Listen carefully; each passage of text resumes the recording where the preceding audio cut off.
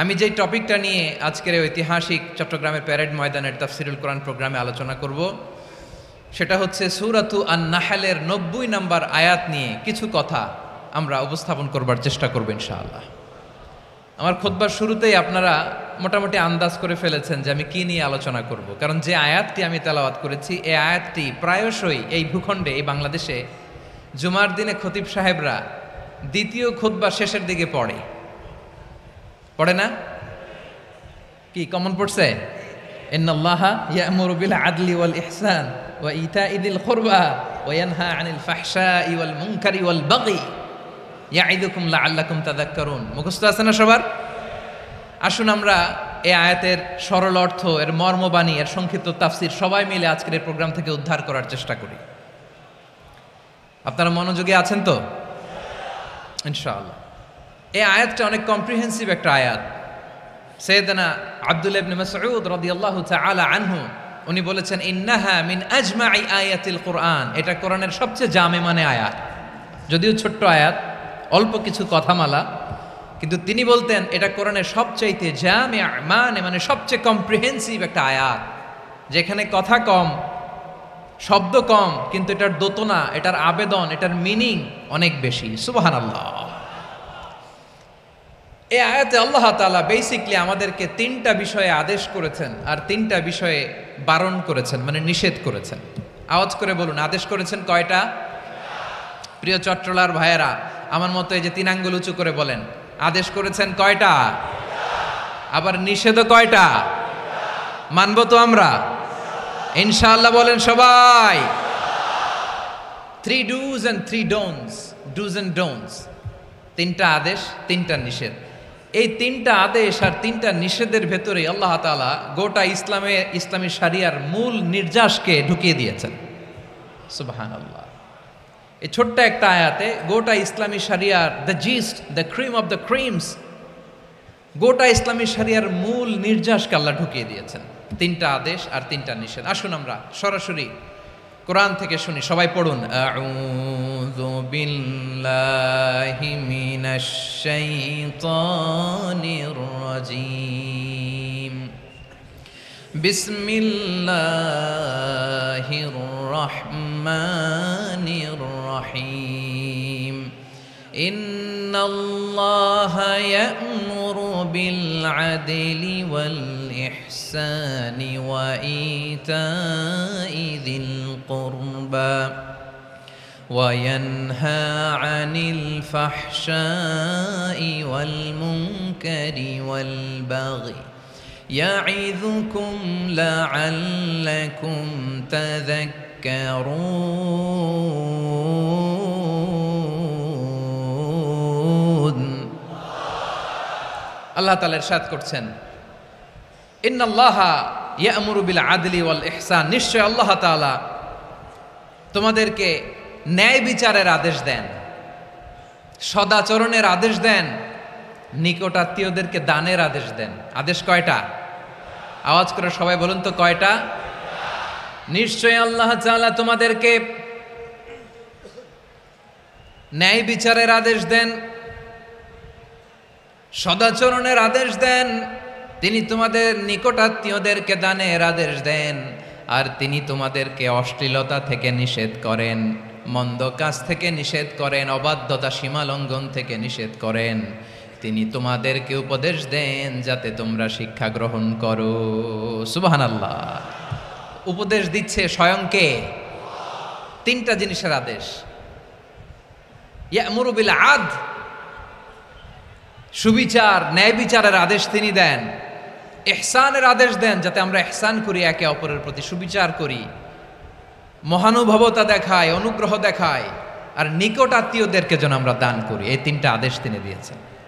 আর কোন 3টা জিনিস থেকে তিনি বারণ করেছেন? অশ্লীলতা, ফাহশা, মুনকার, মানে সব মন্দ আর অসৎ কাজ, এগুলো থেকে তিনি আমাদেরকে বারণ করেন। ওয়াল বাগি, অবাধ্যতা, সীমা লঙ্ঘন, এই 3টা কাজ থেকে তিনি আমাদেরকে বারণ করেন। তিনি আমাদেরকে উপদেশ দেন, স্বয়ং আল্লাহ তাআলা আমাদেরকে উপদেশ দেন যাতে করে আমরা শিক্ষা গ্রহণ করি। সুবহানাল্লাহ পড়ে। তাহলে আসুন আমরা ধরে ধরে একটা একটা করে সামনের দিকে আগাই। আল্লাহ তাআলা প্রথমে আমাদেরকে আদেশ দিয়েছেন আদালের। ইন্নাল্লাহা ইয়া'মুরু বিল আদল, আওয়াজ করে বলুন আল আদাল। সবাই পড়ুন আল আদাল। আমরা উর্দু জানি, হিন্দি জানি, অনেকে ইংরেজিও জানি, কিন্তু আরবি শব্দগুলো আমাদের মুখ দিয়ে বেরোতে চায় না। আওয়াজ করে বলুন আল আদাল। মাশাআল্লাহ, ইন্নাল্লাহা ইয়া'মুরু বিল আদল। আল্লাহ তাআলা আমাদেরকে আদলের আদেশ দেন। আদল অনেকে না বুঝলেও আদালত শব্দটা বুঝবেন। আদালত, আদালত, আদালত বুঝেন না? যেখানে বিচার কার্যের ফয়সালা করা হয়, কোর্ট কাচারি আদালত, এটা তো ভেরি কমন। এটা শুনছেন না সবাই? আদালত, যেখানে ন্যায় বিচার হবে, সুশাসন হবে। কিন্তু ভাগ্যের কি নির্মম পরিহাস, ওখান থেকে মিথ্যা সাক্ষী দিয়ে মনমতো রায় দিয়ে দেয়া হয়। এগুলোর পরিবর্তন হওয়ার দরকার আছে না নাই? প্রিয় ভাইয়েরা, আদালত, আল আদল, ইংরেজিতে বলে জাস্টিস, ন্যায় বিচার, সুবিচার, সুশাসন, জাস্টিস, আল আদাল।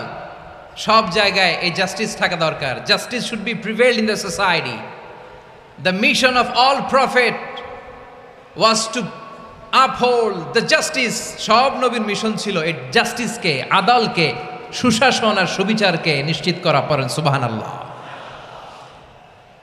And the core message of every divine scripture was to uphold justice. পৃথিবীর সব আসমানি কিতাবের মূল শিক্ষা ছিল এই জাস্টিসকে সমাজে এনশিওর করা, সুবিচার, সুশাসনকে এনশিওর করা। তাহলে প্রিয় ভাইরা, আমরা বুঝতে পারলাম আল আদল শব্দের মানে হচ্ছে ইনসাফ বা সুবিচার বা ন্যায় বিচার। এটা হচ্ছে একটা general meaning, very general meaning. আপনি যদি ইন ডেপথ বুঝতে চান, আরো ভেতরে যান, তাহলে আদল মানে হচ্ছে সমন্বয়, আদল মানে হচ্ছে ভারসাম্য, ব্যালেন্স। আদল মানে হচ্ছে মধ্যম পন্থা। সুবহানাল্লাহ পড়েন। কারণ সব সময় সমান সমান হইলেই সুবিচার হয় না।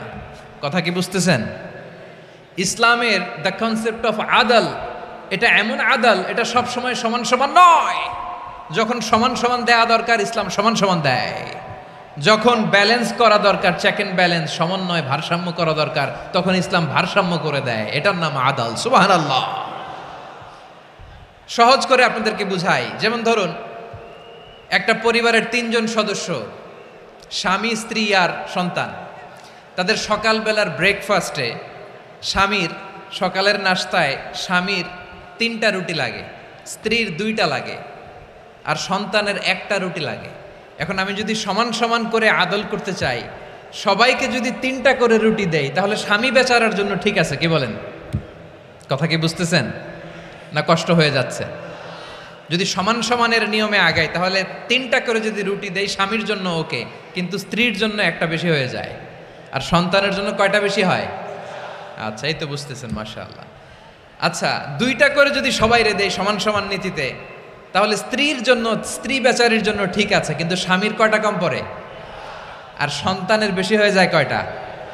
আচ্ছা, সমান সমান নীতিতে সবাইকে যদি সকালের নাস্তার জন্য 1টা করে রুটি দেই, সন্তানের জন্য ঠিক আছে, কিন্তু স্ত্রী বেচারির কম পড়ে কয়টা? স্বামীর কম পড়ে কয়টা? 2টা। কথা কি বুঝতেছেন? আর আমি যদি স্বামীকে দেই 3টা, স্ত্রীকে দেই 2টা, আর সন্তানকে দেই 1টা, তাহলে কারো অপচয় হবে না। যার যতটুকু দরকার ঠিক ততটুকুই কাজে লাগবে। চিল্লায় বলেন ঠিক কিনা? এটাই হচ্ছে ইসলামের আদল, যেখানে যার যতটুকু দরকার তাকে সেখানে ঠিক ততটুকু দিয়ে দেওয়ার নামই হচ্ছে আদল। চিল্লায় পড়েন আল্লাহু আকবার। রব্বুল আলামিন বলেন, ইউসিকুমুল্লাহু ফি আওলাদিকুম লিযযাকারি মিসলু হাযযিল উনসায়াইন। আল্লাহ তোমাদেরকে ওসিয়ত করেন, তোমাদেরকে আদেশ দেন, উত্তরাধিকার সম্পদ যখন বন্টন হবে, ছেলেরা যতটুকু পাবে, মেয়ে পাবে তার অর্ধেক। সুবহানাল্লাহ বলেন। দেখেন, ছেলে যদ্দূর, মেয়ে অর্ধেক, ছেলে ডবল পাবে। আপাত দৃষ্টিতে মনে হয় এখানে অবিচার হয়েছে, কিন্তু আসলে কি অবিচার হয়েছে?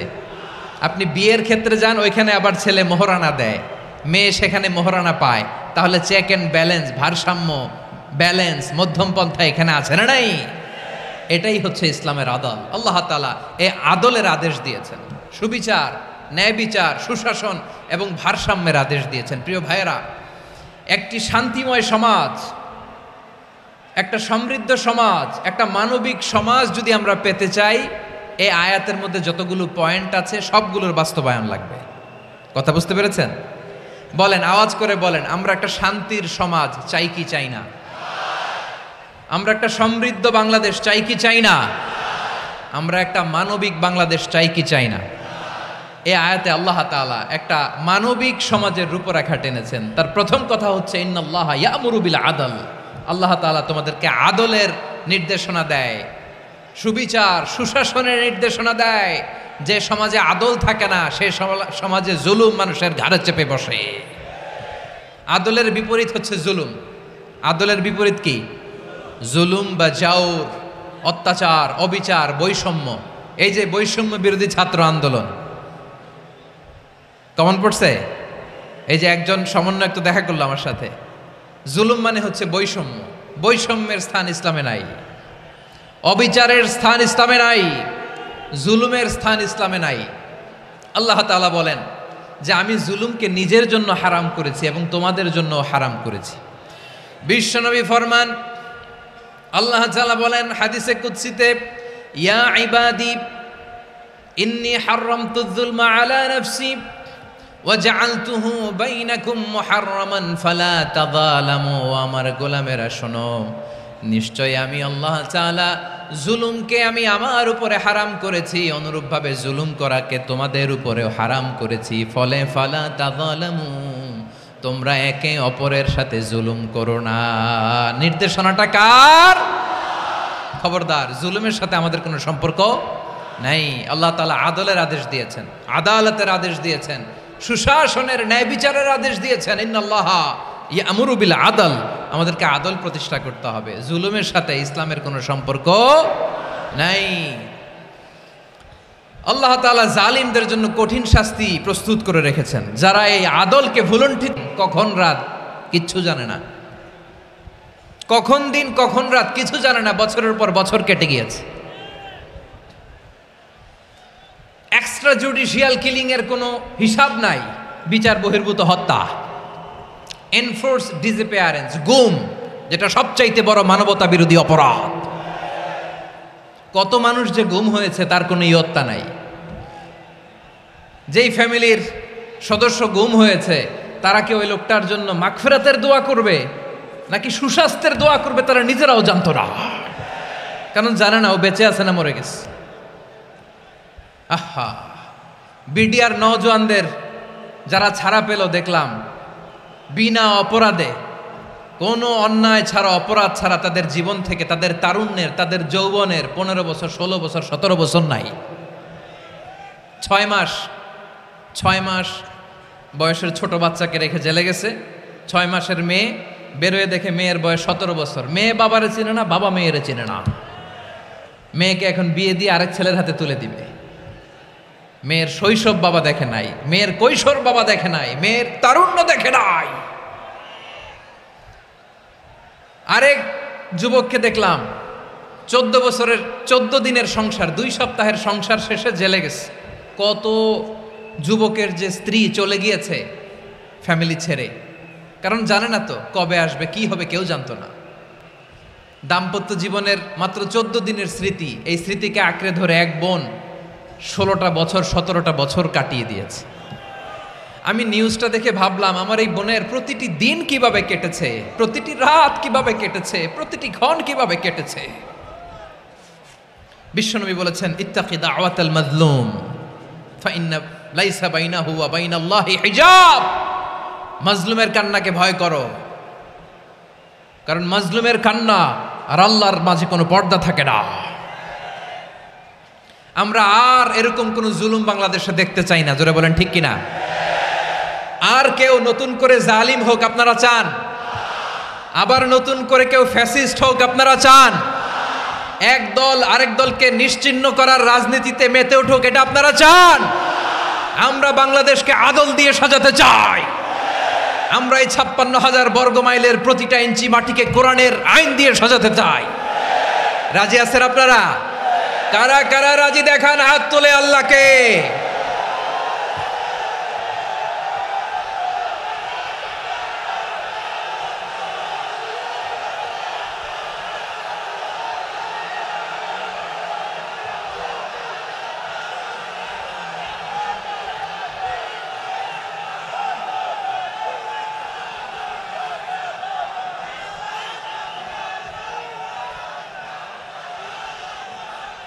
বসুন। আমার প্রিয় বীর চট্টলার তৌহিদি মুসলমান, আমরা আর নতুন করে কেউ জালিম হোক এটা চাই না, নতুন করে আবার কেউ ফ্যাসিস্ট হোক আমরা চাই না, এক দল আরেক দলকে নিশ্চিহ্ন করার রাজনীতি করুক আমরা চাই না।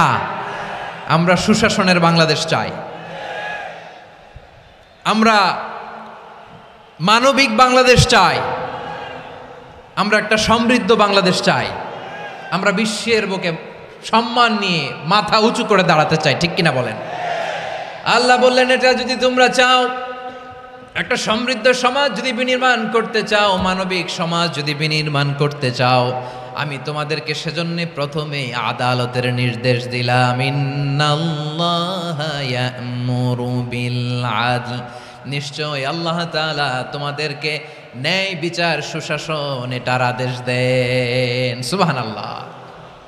আদাল, ন্যায় বিচারের আদেশ আল্লাহ তাআলা কোরআনের বিভিন্ন আয়াতে দিয়েছেন। আল্লাহ তাআলা বলছেন, ইন্নাল্লাহা ইয়া'মুরুকুম আন তুআদ্দুল আমানাতি ইলা আহলিহা ওয়া ইযা হাকামতুম বাইনান নাসি আন তাহকুমু বিল আদল ইন্নাল্লাহা নি'ম্মা ইয়া'iযুকুম বিহি ইন্নাল্লাহা কানা সামিআন বাসীরা। আল্লাহ তাআলা বললেন, আল্লাহ আদেশ দিচ্ছেন, যে ব্যক্তি আমানতের হকদার তার হাতে তোমরা আমানত পৌঁছে দাও, আর যখন তোমরা বিচার কার্য করবে, বিচার ফয়সালা করবে, আদালতের সাথে করো। সুবহানাল্লাহ বলেন।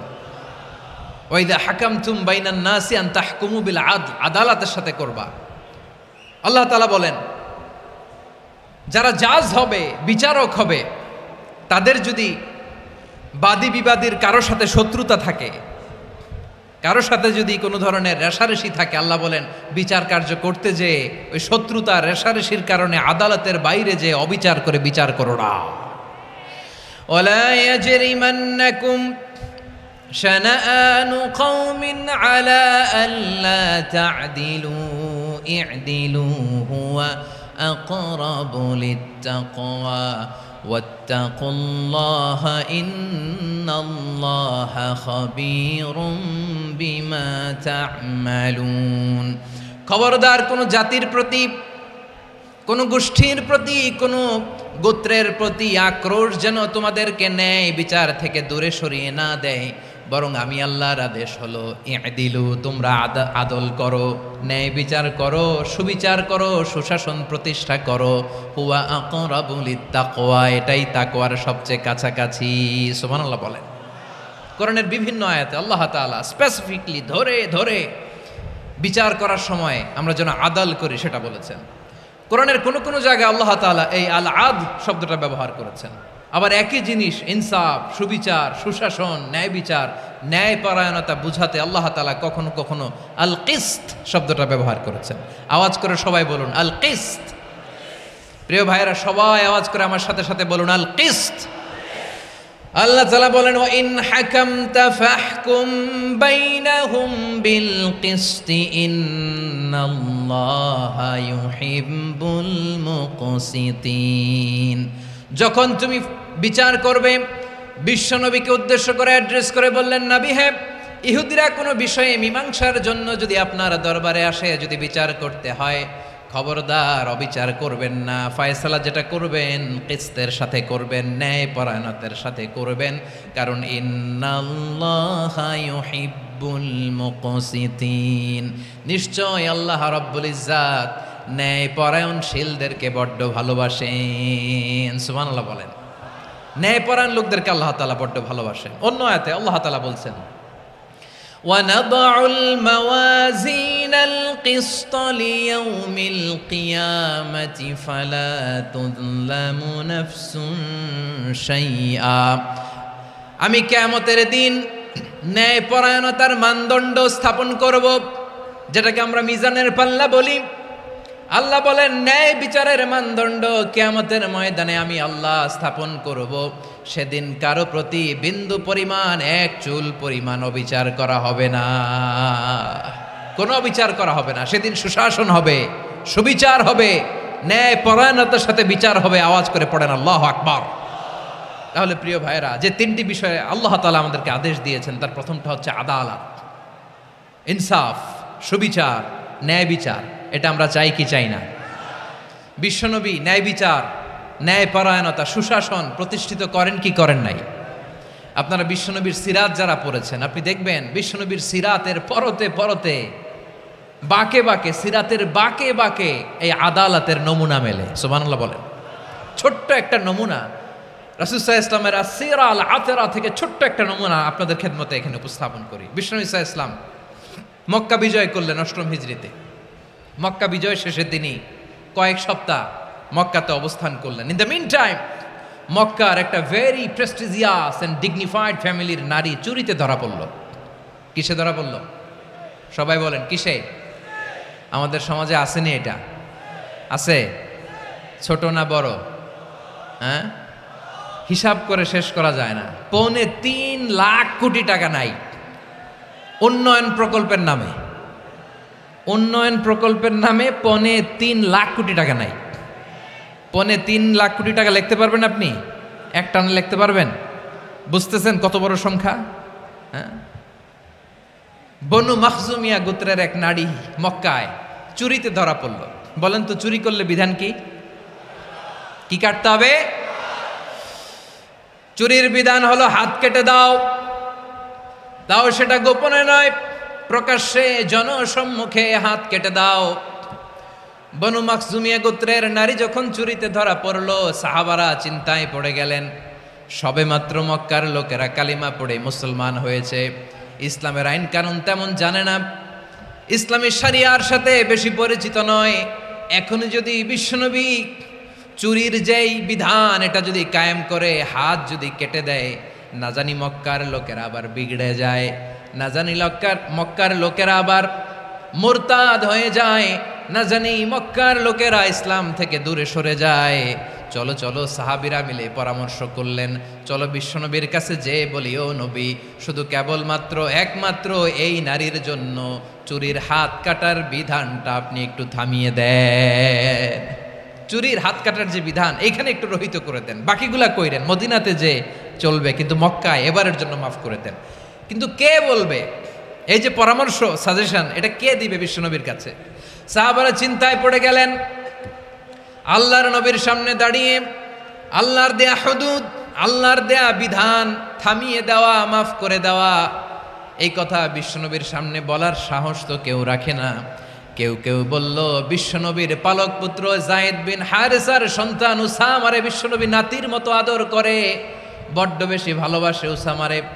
এজন্য সাহাবারা উসামাকে বলতো হিব্বু রাসূলিল্লাহ, বিশ্বনবীর ভালোবাসা। কি বলতো?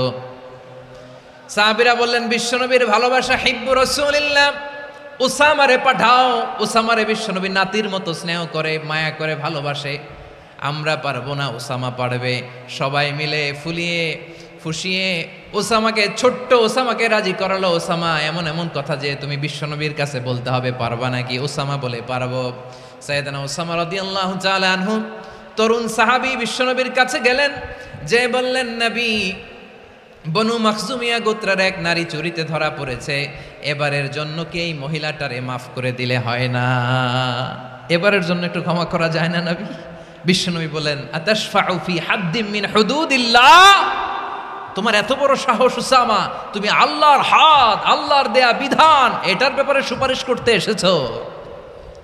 তোমরা কি জানো তোমাদের আগে যত কওম, যত গোত্র, যত জনপদ ধ্বংস হয়েছে তার কারণ ছিল তাদের মধ্যে গরিবরা অন্যায় করলে তারা বিচার করত, আর ধনীরা অন্যায় করলে তারা মাফ করে দিত। খবরদার!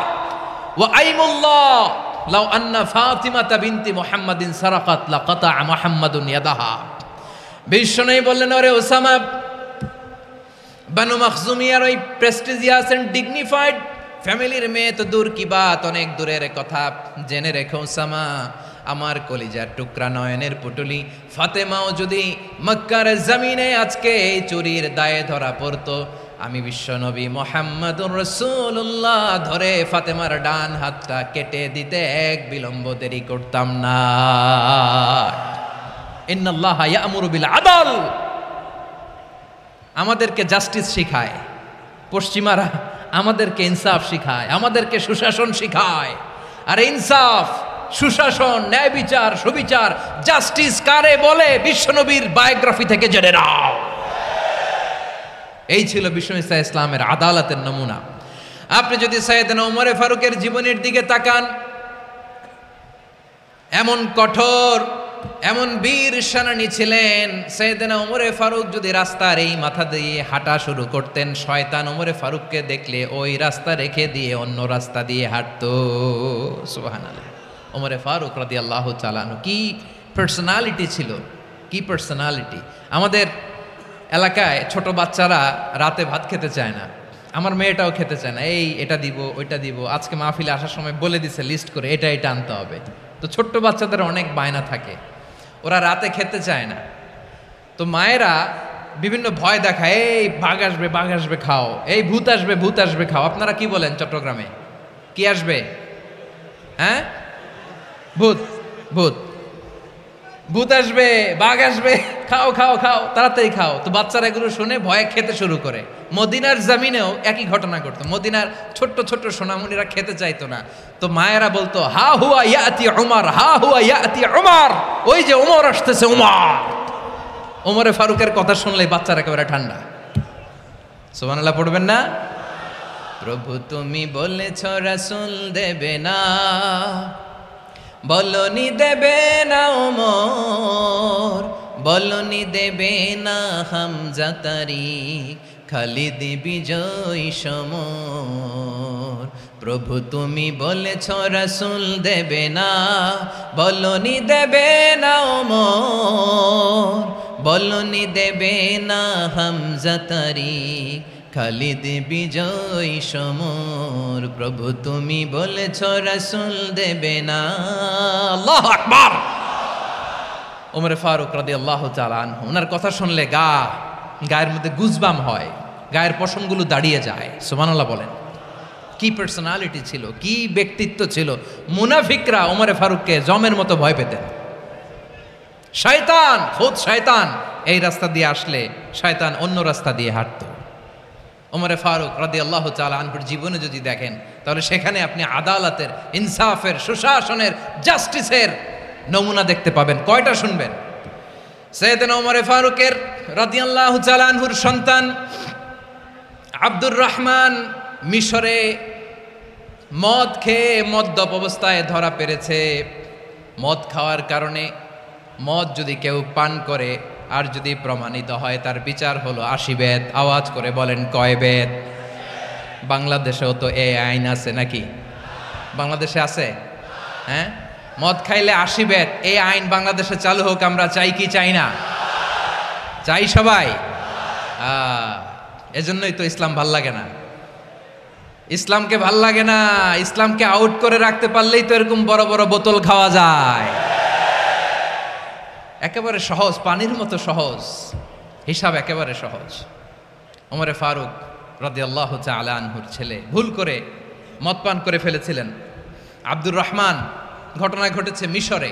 মিশরের গভর্নর তখন আমর ইবনুল আস রাদিয়াল্লাহু তাআলা আনহু।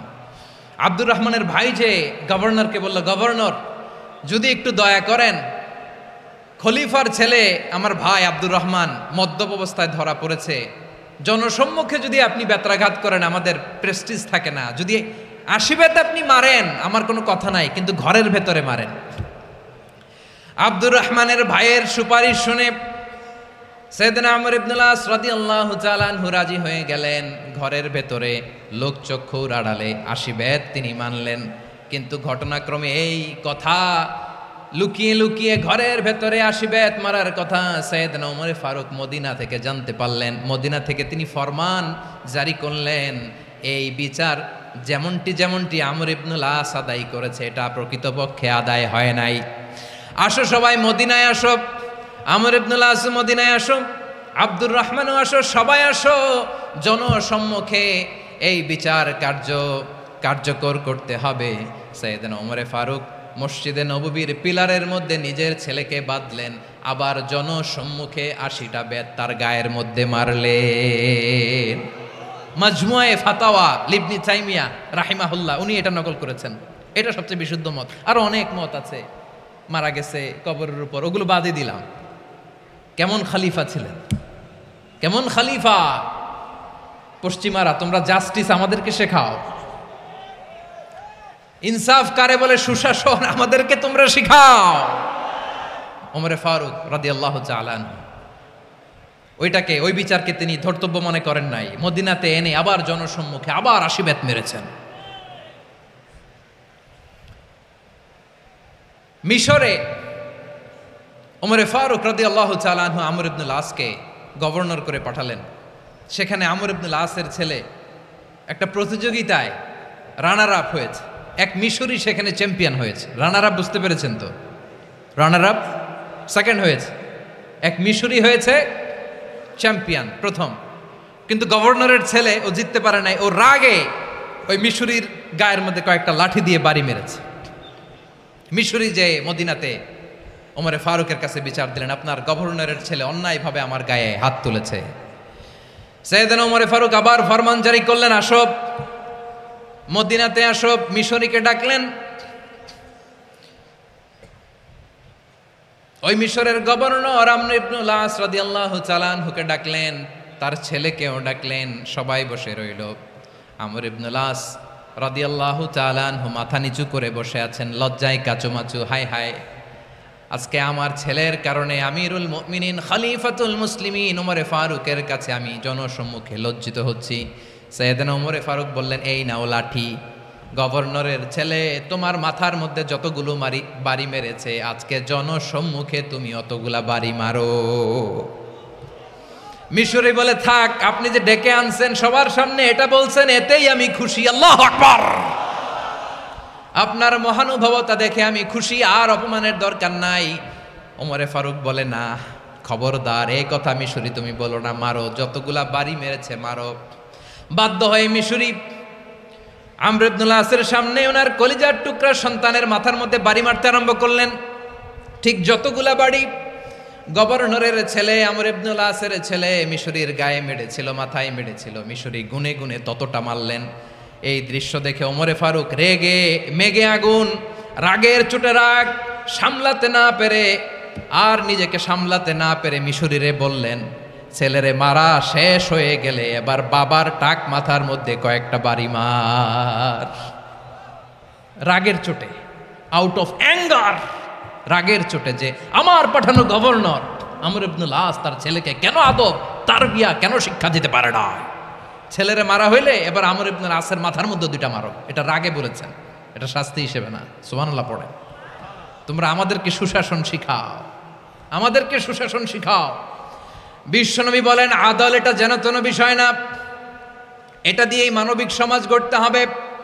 আল্লাহ তাআলা কিয়ামতের কঠিন ময়দানে, যেদিন স্বামী স্ত্রীকে চিনবে না, স্ত্রী স্বামীকে দেখে পালিয়ে যাবে, বন্ধু বন্ধুরে চিনবে না, পীর সাহেব মুরিদরে চিনবে না, মুরিদ পীর সাহেবরে চিনবে না, দলের কর্মী তার নেতারে চিনবে না, নেতা তার কর্মীরে চিনবে না, বন্ধু বন্ধুরে দেখে পালাবে। এই কঠিন মুহূর্তে সূর্যটা মাথার কাছে চলে আসবে, জমিনটা তামার জমিন হবে, আজকের জমিনের মতো নয়।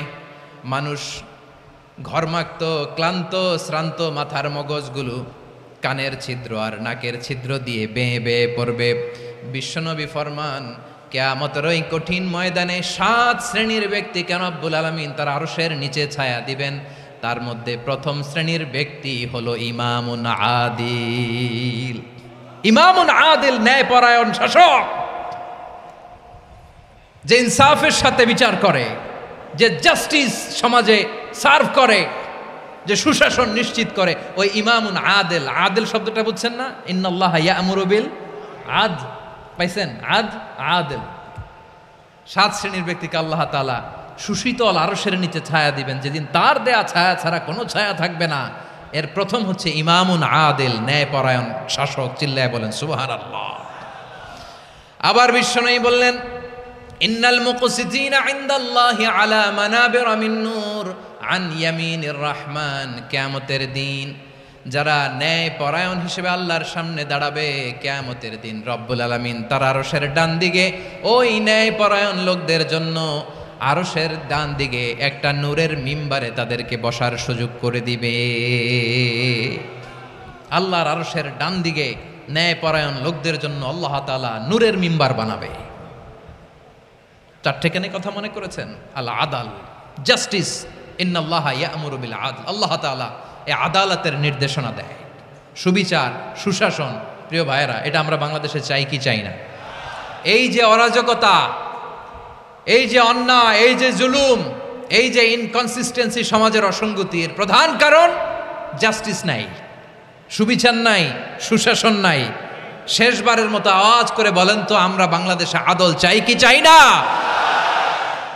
তাহলে প্রথম নির্দেশনা শেষ, আল্লাহ তাআলা তোমাদেরকে আদলের আদেশ দেন। এরপরে আল্লাহ বললেন, আমি তোমাদেরকে ইহসানের আদেশ দেই। ইন্নাল্লাহা ইয়া'মুরু বিল আদলি ওয়াল ইহসান। আমি তোমাদেরকে যেমনি আদলের নির্দেশনা দেই, তেমনি ভাবে তোমাদেরকে ইহসানের নির্দেশনা দেই। ইহসান, আওয়াজ করে সবাই বলেন তো ইহসান। সবাই বলেননি, সবাই বললে এতটুকু আওয়াজ হবে আমি বিশ্বাস করি না। আওয়াজ করে বলুন আল ইহসান। ইহসান মানে কারো প্রতি সফট হার্টেড হওয়া, মহানুভব হওয়া, অনুগ্রহ পরায়ণ হওয়া, অনুগ্রহশীল হওয়া, একে অপরের প্রতি দয়াদ্র হওয়া। একে অপরের প্রতি দয়াদ্র, অনুগ্রহশীল হওয়া ছাড়া মানবিক সমাজ কশিনকালেও গঠন করা সম্ভব না। প্রিয় ভাইয়েরা, সুন্দর আচরণ দিয়ে, ইহসান দিয়ে যা জয় করা যায়, নরম আচরণ দিয়ে যেটা অর্জন করা যায়, কঠোরতা দিয়ে সেটা পারা যায় না। বিষ্ণু ঈসা ইসলাম ইহসান দিয়ে, কোমল আচরণ দিয়ে, তার অনুগ্রহ দিয়ে তিনি অনেক কাফিরের হৃদয়কে জয় করে ফেলেছেন। সাইয়েদনা সুমামা ইবনে উসাল রাদিয়াল্লাহু তাআলা আনহুর কথা মনে পড়ে যায়। তিনি ছিলেন ইয়ামামার বাদশা। মদিনাতে বিশ্বনবীকে হত্যা করার নিয়তে এসেছিলেন। গোপনে গোপনে বিশ্বনবীকে হত্যা করে আবার ইয়ামামাতে তিনি ফিরে যাবেন। কিন্তু কি অবাক করা কাণ্ড, হত্যা করতে পারে নাই, সাহাবাদের হাতে তিনি ধরা পড়ে গেলেন। সাইয়েদনা সুমামা ইবনে উসাল রাদিয়াল্লাহু তাআলা আনহু হত্যার নিয়তে আসলেন, কিন্তু হত্যা করতে পারলেন না। সাহাবারা ওনাকে ধরে ফেললেন, ধরে মসজিদে নববীর পিলারের মধ্যে বেঁধে রাখলেন। সুমামা ইবনে উসাল, সিরাত থেকে শুনে, সিরাত থেকে শোনাচ্ছি, রাদিয়াল্লাহু তাআলা আনহু ইয়ামামার অধিপতি ছিলেন। ইয়ামামা বিশ্বনবীকে হত্যার জন্য আসছেন, ধরা পড়ে গেছেন, এখন মসজিদে নববীতে বেঁধে রাখছে, তার মানে বন্দী। এখন স্ট্যাটাস কি? বন্দী, ক্যাপটিভ। তো বিষ্ণু ঈসা ইসলাম সাহাবাদেরকে বললেন, তার খোঁজ খবর নিও, সুমামা ইবনে উসালের খোঁজ খবর নিও। সাহাবার বলেন, ইয়া রাসূলুল্লাহ, আপনাকে হত্যা করতে এসেছে, তার তো কঠিন ক্যাপিটাল পানিশমেন্ট হওয়া দরকার, কঠিন শাস্তি হওয়া দরকার। বিশ্বনবী বললেন, না, আমি যেটা জানি তোমরা সেটা জানো না, তোমরা সুমামার সাথে ভালো আচরণ করো। বিশ্বনবী সুমামার কাছে গেলেন। প্রথম দিন যে তিনি কালেমার দাওয়াত দিলেন, ইমানের দাওয়াত দিলেন, ইসলামের দাওয়াত দিলেন, রিসালাতের দাওয়াত দিলেন, আখিরাতের দাওয়াত দিলেন। পরের দিন যে বিশ্বনবী সালাতের দাওয়াত দিলেন, যাকাতের দাওয়াত দিলেন, ইসলাম কি, কিভাবে, কেমন করে পালন করতে হয় চমৎকার আর্টিকুলেট করতে শুরু করলেন। তন্ময় হয়ে সুমামা ইবনে উসাল রাদিয়াল্লাহু তাআলা আনহু বিশ্বনবীর কথাগুলো শুনতে আরম্ভ করলো। একদিন নয়, দুই দিন নয়, টানা 3 দিন বিশ্বনবী সুমামার কাছে ইসলামকে প্রেজেন্ট করেছেন, উপস্থাপন করেছেন। আওয়াজ করে বলেন, কয় দিন? 3 দিন। 3 দিন মসজিদে নববীতে বাঁধা। আর সাহাবীদেরকে বললেন, তার খোঁজ খবর নিও, তোমরা যে রুটি বানাও এর মধ্যে সবচেয়ে ভালো আটার রুটিটা তারে দিও, সবচেয়ে রিফাইন্ড খেজুর, যেটা পিওর খেজুর, এটা তারে দিও। আর বিশ্বনবী নিজের উট থেকে দুধ দহন করে ওনার বাড়ির এক কর্মচারীকে বলেছেন, দুধ দহন করে সুমামার জন্য নিয়ে যেও। সুবহানাল্লাহ পড়বেন না? সবাই তো অবাক, ইয়ামামা থেকে আসছে নবীকে হত্যা করতে, বিশ্বনবী দেখে তারে জামাই আদর করে, তাকে মজার মজার খাবার দিও, দুধ দিও, আদর আপ্যায়ন করো। একদিন নয়, 2 দিন নয়, টানা 3 দিন বিশ্বনবী এভাবে সুমামার কাছে যেয়ে ইসলামকে প্রেজেন্ট করতে আরম্ভ করলেন, ইসলামকে উপস্থাপন করতে শুরু করলেন। আর তাকে চমৎকার এন্টারটেইনমেন্ট, আপ্যায়ন দিতে আরম্ভ করলেন। টানা 3 দিন যখন ইসলামের দ্য বিউটিজ অফ ইসলাম, ইসলামের সুমহান বাণী, সৌন্দর্য তার কাছে উপস্থাপন শেষ, তাকে আপ্যায়ন শেষ, বিশ্বনবী বললেন সাহাবেদেরকে, যাও এবার সুমামার হাতের পায়ের রশি দুটো খুলে দাও। তারা বললেন, ইয়া রাসূলুল্লাহ, কি বলেন আপনি? ও তো হত্যাকারী, সুযোগ পায় নাই, আপনারে মারতে পারে নাই, ছেড়ে দিলে আবার ও আপনার উপর তলোয়ার নিয়ে ঝাঁপিয়ে পড়বে। নবী, এই সিদ্ধান্ত আপনি নিতে যাবেন না। বিশ্বনবী বললেন, যেটা বলেছি সেটা করো, সুমামার রশিগুলো ছেড়ে দাও। সুমামার হাতে পায়ের রশিগুলো যে তোমরা খুলে দাও। সাহাবারা তর্ক জুড়ে দিলেন, লা ইয়া রাসূলুল্লাহ, এমনটা করবেন না, তো ভয়ঙ্কর ভয়ঙ্কর খুনি, কি জানি কি হয়ে যায়। বিশ্বনবী বললেন, না, তার হাতে পায়ের রশিগুলো খুলে দাও। সাহাবারা বিশ্বনবীর কথা মতো তার হাতে পায়ের রশিগুলো খুলে দিল। সুমামা মুহূর্তের মধ্যে মসজিদে নববী থেকে বের হয়ে ইয়ামামায় ফিরে না যে মসজিদে নববীর পাশে একটা খেজুর বাগান ছিল, সেখানে চলে গেলেন। সেখানে একটা ছোট্ট কুয়া ছিল, কুয়ার পানি দিয়ে তিনি গোসল করলেন। সুবহানাল্লাহ পড়েন। কুয়ার পানি দিয়ে গোসল করে মসজিদে নববীর সামনে এসে বিশ্বনবী এবং সাহাবাদের সামনে দাঁড়িয়ে সাব্বাবা উঁচু করে বললেন, আশহাদু আল্লা ইলাহা ইল্লাল্লাহ ওয়া আশহাদু আন্না মুহাম্মাদান আবদুহু ওয়া রাসূলুহু। আল্লাহু আকবার। আমি সাক্ষ্য দিচ্ছি আল্লাহ ছাড়া কোনো ইলাহ নাই, আর মুহাম্মদ আল্লাহ তাআলার প্রেরিত বান্দা এবং রাসূল। প্রিয় ভাইয়েরা, ইহসান দিয়ে যা জয় করা যায়, কঠোরতা দিয়ে সেটা কঠিনকালেও জয় করা যায় না। আওয়াজ করে বলেন ঠিক কি না? এবার সুমামা দাঁড়িয়ে বলে, ওগো নবী, আমি তো কালিমা পড়ে মুসলমান হয়ে গেলাম, এবার শোনেন, এই মুহূর্তের আগে আপনার চেহারার চাইতে নিকৃষ্ট কোনো চেহারা আমার কাছে ছিল না, কিন্তু শাহাদা পাঠ করার পরে আপনার চেহারার চাইতে উত্তম শ্রেষ্ঠ কোনো চেহারা আমার কাছে আর নাই। ও নবী, আজকের দিনের আগে ইসলাম ধর্মের চেয়ে নিকৃষ্ট অপছন্দনীয় কোনো ধর্ম আমার কাছে ছিল না, কিন্তু এই মুহূর্ত থেকে ইসলামের চেয়ে সেরা শ্রেষ্ঠ পছন্দনীয় কোনো ধর্ম আমার কাছে নাই। নবী গো, আজকের দিনের আগে মদিনার চাইতে অপছন্দনীয় নিকৃষ্ট কোনো শহর আমার কাছে ছিল না, কিন্তু এই মুহূর্তের পর থেকে মদিনার চাইতে কোনো শ্রেষ্ঠ শহর আমার জানা নাই। সে ছিল গমের বড় ডিলার, গম বেচতো। কি বেচতো? তার গম কিনে মক্কার লোকেরা রুটি খাইতো। সে ঘোষণা দিল, আজকে থেকে মক্কাবাসীদের জন্য সব গম আমি হারাম করে দিলাম, মক্কাবাসী এখন না খেয়ে মরে। সুবহানাল্লাহ পড়বেন না? মক্কাবাসী বিশ্বনবীর কাছে আসলেন, এসে বললেন, মুহাম্মদ, আমরা তো তোমার ভাই, তোমার চাচা, তোমার ভাতিজা, তোমার আত্মীয়, তুমি সুমামারে বলো সে যেন আবার গমের সাপ্লাই মক্কার জন্য অনুমতি দিয়ে দেয়। বিশ্বনবীর অনুমতি ক্রমে সুমামা আবার মক্কাতে গম পাঠাতে শুরু করলো। পড়েন সুবহানাল্লাহ। ইহসান, ইহসান দিয়ে আপনি যেটা জয় করতে পারবেন, you can win the heart of your enemies. ইহসান দিয়ে আপনি আপনার শত্রুর হৃদয়কে জয় করতে পারবেন। আওয়াজ করে বলেন ঠিক কি না? এজন্য আল্লাহ বললেন, ওয়া আনফিকু ফি সাবিলিল্লাহি ওয়া লা তুলকু বিআইদিকুম ইলাত তাহলুকা ওয়া আহসিনু ইন্নাল্লাহা ইউহিব্বুল মুহসিনিন। তোমরা আল্লাহর রাস্তায় দান করবে আর নিজেরা নিজেদেরকে ধ্বংসের হাতে ঠেলে দিও না। তোমরা একে অপরের প্রতি ইহসান করবে, কারণ ইহসানকারীদেরকে আল্লাহ বড্ড ভালোবাসেন। সুবহানাল্লাহ পড়েন। আবার সূরা রহমানে আল্লাহ বললেন, হাল জাযাউল ইহসানি ইল্লাল ইহসান ফাবিআইয়ি আলা, সবাই পড়েন, ফাবিআইয়ি আলাই রাব্বিকুমা তুকাযযিবান। ইহসানের প্রতিদান হিসেবে ইহসানি হয়। বিশ্বনবী সুমামার প্রতি যেমন ইহসান করেছেন, সুমামাও ঠিক তেমন ইহসান ফিরিয়ে দিয়েছে। ঠিক কিনা বলেন? তাহলে এক নম্বরে হচ্ছে আদ, ন্যায় বিচার। দুই নম্বরে সবাই বলেন ইহসান, সদাচরণ। ইহসান দুই ধরনের প্রিয় ভাইরা, ইহসান ফিল ইবাদা, ইহসান ফিল মুআমালা। ইহসান ফিল ইবাদা হচ্ছে একাগ্র অনুভবে ইবাদতে ডুব দেওয়া, এর নাম ইবাদতের ইহসান। সুবহানাল্লাহ পড়ে। বিশ্বনবী বলেন ইহসান মানে কি জানো নাকি? হাদিসে জিবরিলে সাইয়েদনা জিবরিল আলাইহিস সালাম বিশ্বনবীকে বললেন, আখবিরনি আনিল ইহসান। নবী আমাদেরকে বলেন ইহসান মানে কি? বিশ্বনবী বললেন, আনতা আবুদাল্লাহা কাআন্নাকা তারাহু ফাইন লাম তাকুন তারাহু ফাইন্নাহু ইয়ারাক। ইহসান মানে হলো এমন ভাবে তুমি আল্লাহর সামনে নিজেকে উজাড় করে ইবাদত করবে, তুমি ভাববে তুমি আল্লাহকে দেখতে পাচ্ছ, আর এটা যদি ভাবা তোমার জন্য কঠিন হয়ে যায়, অন্তত এতটুকু তুমি ভাববা যে আল্লাহ তোমাকে দেখতে পাচ্ছেন। ঠিক কিনা বলেন? ও আমার বীর চট্টলার ভাইয়েরা, কেউ যেটা দেখে না সেটা দেখে কে? এই বিশ্বাস হৃদয়ের মধ্যে আছে? নামাজে যখন দাঁড়ান এই ফিলিংসটা আনা যাবে? হ্যাঁ, এশার সালাত তো এখনো হয় নাই না? আলোচনা শেষে এশার সালাত এখানে অনুষ্ঠিত হবে, তাই না?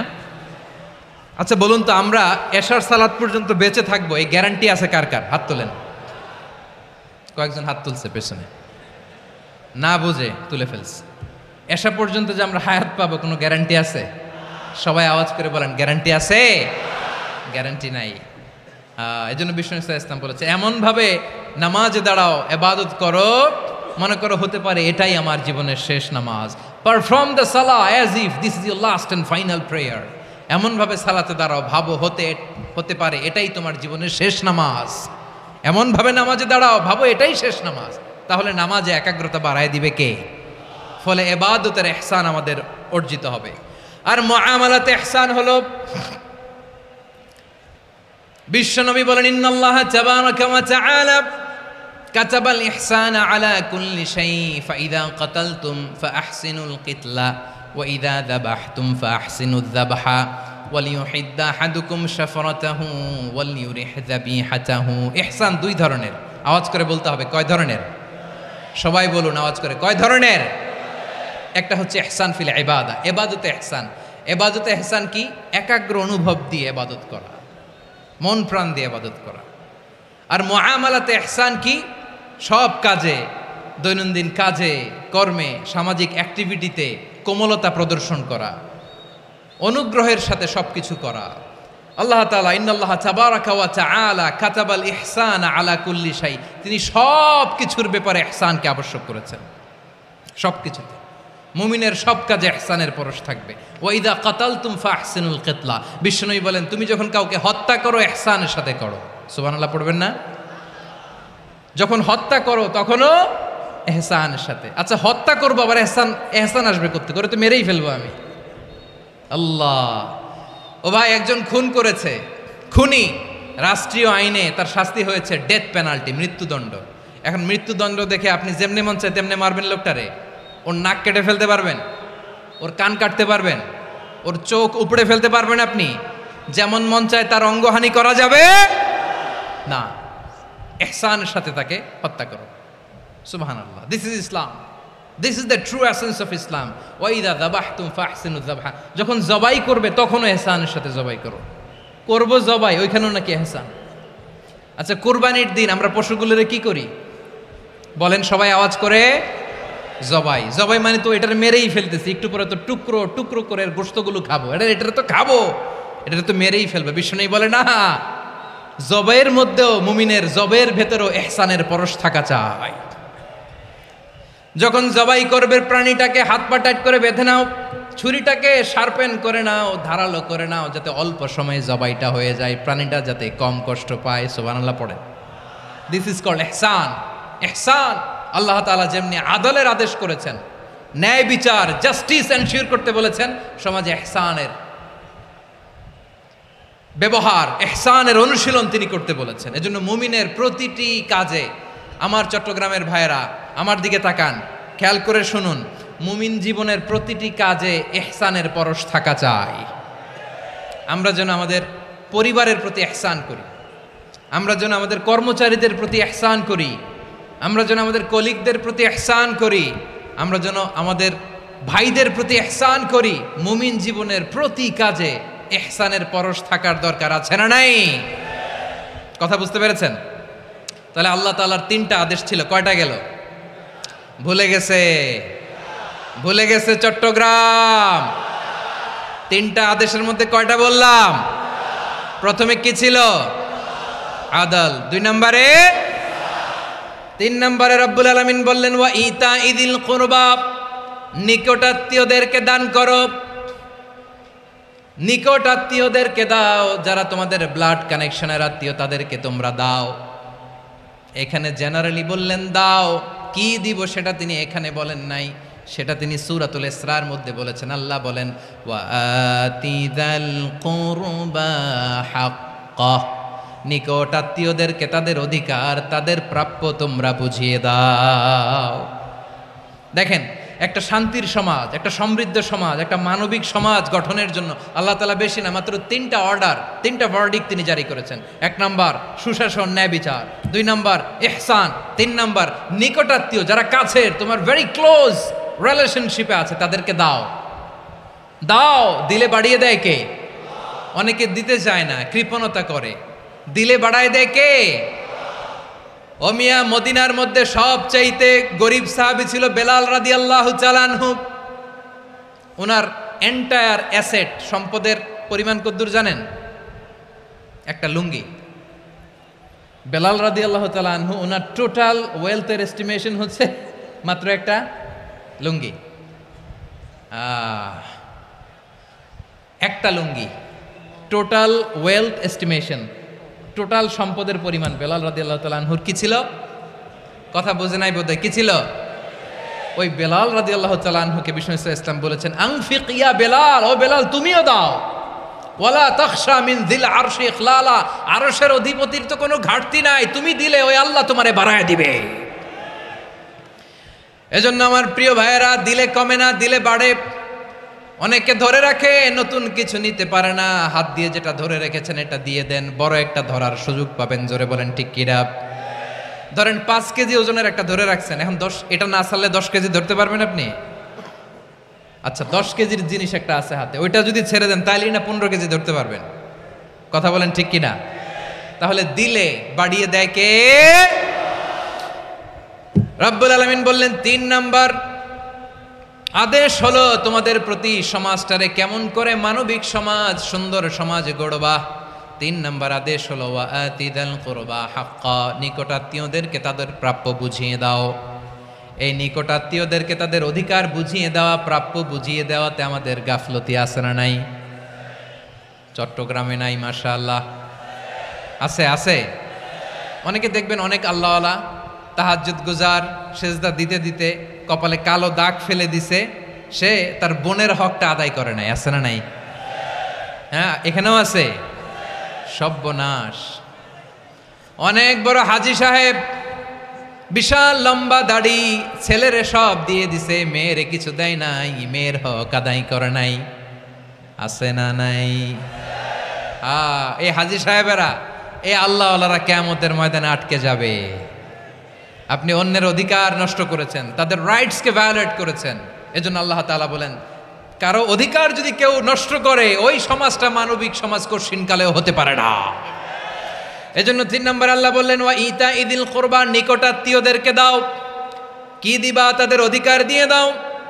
বোনের অধিকার বুঝিয়ে দাও, মেয়ের অধিকার বুঝিয়ে দাও, ফুফুর অধিকার বুঝিয়ে দাও। দেখবেন অনেক মায়েরা ছেলের পাতে মুরগির রান দেয়, মেয়ের পাতে দেয় মুরগির ঠ্যাং। এরকম আছে না নাই? ছেলেরা কি দেয়? মুরগির। মেয়ের পাতে কি দেয়? তো মেয়ের কি মুরগির রান খেতে মনে চায় না? মনে চায় না? এমনটা করা যাবে না। নিকটাত্মীয়দেরকে অধিকার দিয়ে দাও, নিকটাত্মীয়ের সাথে সুসম্পর্ক রাখো। আদেশটা কার? এজন্য প্রিয় ভাইয়েরা, জীবনে যদি বারাকা অর্জন করতে চান, নিকটাত্মীয়দের সাথে সুসম্পর্ক রাখতে হবে, তাদের জন্য উপহার পাঠাতে হবে। বিশ্বনবী বলেন লা ইয়াদখুলুল জান্নাতা কাতে, যে ব্যক্তি আত্মীয়তার সম্পর্ককে ছিন্ন করে দেয়, সে কঠিনকালেও আল্লাহর জান্নাতে ঢুকবে না। আপনি কি এটারে সহজ হাদিস মনে করছেন? এটা সহজ কথা? আপনি ভাবছেন আপনার নামাজ আপনারে বাঁচাতে পারবে, আপনার রোজা বাঁচাতে পারবে, আপনার তাহাজ্জুদ আপনারে বাঁচাতে পারবে? আপনি অধিকার নষ্ট করলে কিছুই আপনারে বাঁচাতে পারবে না। এজন্য নিকট আত্মীয়দেরকে দিতে হবে বেশি বেশি। বিশ্বনবী বলেন ইন্না সাদাকাতা আলাল মিসকিনি সাদাকা ওয়া আলা যির রাহিমি ইসনাতান সাদাকাতুন ওয়া সিলা। মিসকিনরে দান করলে শুধু দানের সওয়াব হয়, নিকট আত্মীয়কে দান করলে 2টার সওয়াব হয়, সাদাকার সওয়াব হয়, আবার আত্মীয়তার বন্ধন অটুট রাখার সওয়াব হয়ে যায়। আবার বিশ্বনবী বললেন মান সাররাহু আইয়ুবসাতা লাহু ফি রিজকিহি ওয়া ইউনসা লাহু ফি আসারিহি ফালইয়াসিল রাহিমা। যে ব্যক্তি তার রিজিকের প্রশস্ততা চায় আর হায়াতে বরকত চায়, সে যেন তার আত্মীয়ের সাথে সুসম্পর্ক রাখে। আমার প্রিয় চট্টলার ভাইয়েরা, আমাদের রিজিকে আমাদের রিজিক বাড়ুক, এটা আমরা চাই কি চাই না? সবাই চান? হ্যাঁ, আমাদের রিজিকে প্রশস্ততা আসুক, চাই কি চাই না? আমাদের হায়াতে বরকত আসুক, আমরা চাই কি চাই না? এই দুইটা যদি চান তাহলে নিকটাত্মীয়দের সাথে সুসম্পর্ক রাখবেন, পারবেন? তাহলে সমাজটারে মানবিক সমাজ বানায় দিবে কে? তিনটা আদেশ চলে গেল, কয়টা? আওয়াজ করে বলেন। 1 নম্বরে কি ছিল? 2 নম্বরে, 3 নম্বরে নিকটাত্মীয়দেরকে দান। আপনাদেরকে আরো শোনার আগ্রহ আছে? আপনাদের মনোযোগ আছে না গেছে? কষ্ট হচ্ছে না? মাশাআল্লাহ, মাশাআল্লাহ। তাকবীর পড়ুন, লিল্লাহে তাকবীর।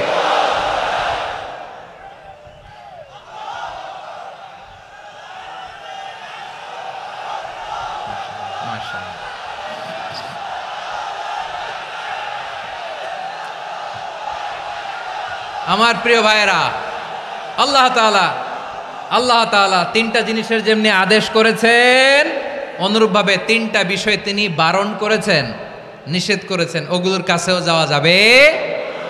শুনবেন। রাব্বুল আলামিন বলেন, ওয়ায়ানহা আনিল ফাহশাই ওয়াল মুনকারি ওয়াল বাগি। আমি যেমনি তিনটি বিষয়ে আদেশ করলাম, অনুরূপভাবে তিনটি বিষয়ে বারণ করলাম, নিষেধ করলাম। আমার 1 নাম্বার নিষেধাজ্ঞা হলো অশ্লীলতার প্রতি। ফাহশা, ওয়ায়ানহা আনিল ফাহশা। আল্লাহ তাআলা অশ্লীলতাকে নিষেধ করেছেন। কোন জিনিসকে? সবাই বলুন, কোন জিনিসকে? যত ধরনের, যত টাইপের, যত ক্যাটাগরির অশ্লীলতা হতে পারে, সব অশ্লীলতাকে হারাম করেছেন কে? ফাহশা মানে কি? কথায়, কাজে, আচরণে, কমেন্ট, ফেসবুকের কমেন্টসে যত ধরনের নোংরামো আছে, যত ধরনের অশ্লীলতা আছে, এটাকে আরবিতে বলে ফাহশা। এটাকে কি বলে? রাব্বুল আলামিন বলেন, কুল ইন্নামা হাররামা রাব্বিয়াল ফাওয়াহিশা মা যাহারা মিনহা ওয়া মা বাতান। ও নবী, আপনি বলে দেন, আমার রব প্রকাশ্য, অপ্রকাশ্য, স্পষ্ট কিংবা অস্পষ্ট, দৃশ্যমান কিংবা অদৃশ্যমান সব অশ্লীলতাকে হারাম করেছেন। সব ধরনের অশ্লীলতা হারাম, সব ধরনের। আল্লাহ তাআলা আমাদেরকে অশ্লীলতা থেকে বাঁচায়, অশ্লীলতা থেকে তিনি আমাদেরকে হেফাজত করুক। পড়েন আমিন। এবার বলেন, আমাদের সমাজে অশ্লীলতা আছে না নাই? চট্টগ্রামে নাই? আমি কই নাই, ওনারা বলে আছে। দেখছেন, আমি সামহাও বাঁচায় দেওয়ার ট্রাই করতেছি, ওনারা বলে আছে। অশ্লীলতা নানা ভাবে, নানা নামে, নানা মোড়কে আমাদের সমাজে আছে না নাই? সংস্কৃতির নামে, ফ্যাশনের নামে, বিনোদনের নামে, উপন্যাসের নামে, কনসার্টের নামে অশ্লীলতা আছে না নাই? আপনি দেখেছেন কনসার্টগুলোর অবস্থা? এই যে আতিফ আসলাম যে আসছে আমাদের দেশে, তারপর কে আসছে, আমাদের তরুণ তরুণীরা, আমাদের যুবক যুবতীরা, আমাদের জেনজিরা, কি অবস্থা ওইখানে? হ্যাঁ, কি অবস্থা? কে বাঁচাবে ওদের? কে রক্ষা করবে ওদের ইমানের, ওদের চরিত্রের হেফাজতের গ্যারান্টি কে দিবে? কনসার্টের নামে অশ্লীলতা আছে না নাই? ছেলে মেয়ে একে অপরকে জড়ায় ধরতেছে, একে অপরকে চুমু খাচ্ছে, প্রকাশ্যে, দিবালোকে, গণমানুষের সামনে। আল্লাহ তাআলা এই অশ্লীলতা থেকে আমাদেরকে বেঁচে থাকতে বলেছেন, বেঁচে থাকতে বলেছেন। রূপালী জগতের নামে অশ্লীলতা আছে না নাই? এই টার্মটা আপনারা জানেন না? রূপালী জগৎ কি জগৎ? আসলে কি রূপালী জগৎ না অন্ধকার জগৎ? আমার বোনেরা, আপনাদেরকে যে কি বলে তারা বুঝায়, রূপালী জগৎ শুনেই আপনি ভরকে যাবেন না। রূপালী জগতে যে নারী যত বেশি উলঙ্গ, সে নাকি তত বেশি সাহসী। জানেন, বলে এটা একটা সাহসী নারী, খুব সাহসী পদক্ষেপ তার। যত বেশি শরীর থেকে কাপড় নামাতে পারবে, যত বেশি বস্ত্রহীন হয়ে নিজেকে প্রেজেন্ট করতে পারবে, সে নাকি তত বেশি সাহসী।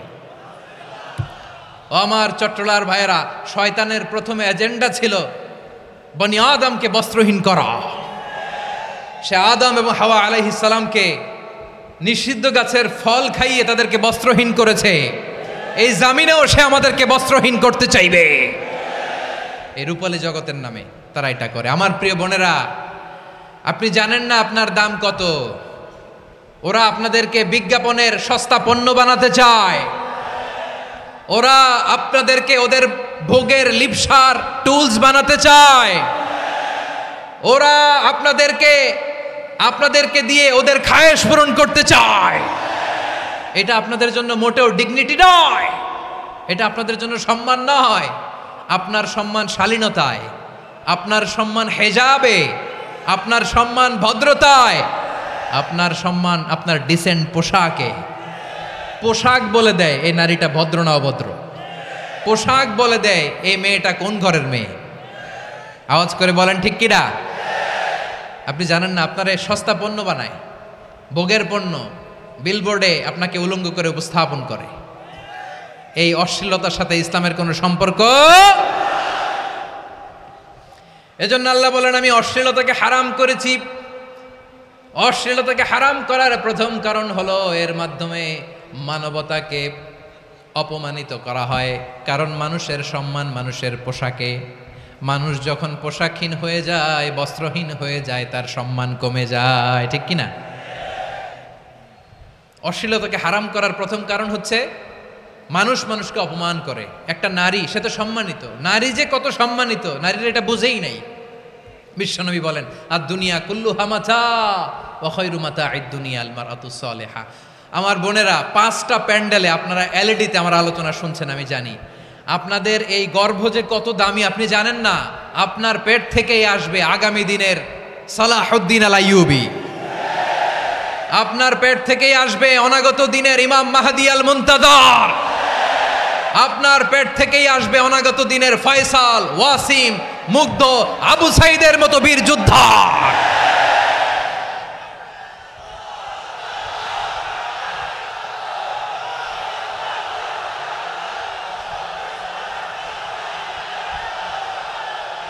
আমার প্রিয় বোনেরা, আমার প্রিয় বোনেরা, বিশ্বনবীর কথার ওজন খেয়াল করেন। আর দুনিয়া কুল্লুহা মাতা ওয়া খায়রু মাতা'আদ দুনিয়া আল মারআতুস সালিহা।